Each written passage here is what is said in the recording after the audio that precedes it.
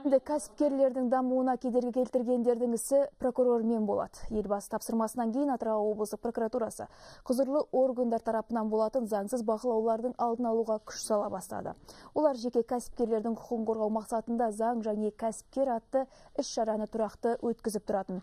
Бұл жұмыстар енді жаңа бағытта өрбей бастады. Мәселен, өткен жылдың соңында прокуратура даму кәсіпкерлікті қолдау қорымен мәмілеге келсе, биыл облыстық кәсіпкерлер палатасымен арнайы меморандумға қол қойды. Келісімге сәйкес тараптар шағын және орта кәсіп иелерінің ажырс шағымын бірігіп шешпек ниетте. Даму кәсіпкерлікті қолдау қоры мекемесінің ішінде прокуратура қызметкері отыратын арнайы кабинет ашылып, бұл кабинетте прокуратура қызметкерлері кәсіпкерлерді жеке қабылдау өткізіп, оларға қолданыстағы заңнама талаптарын түсіндіріп, арыз шағымдар қабылдап отыр. Қазір уақытта кәсіпкерлер бізге келіп жүр, көп кәсіпкерлер. Енді басты мәселе жер мәселесі.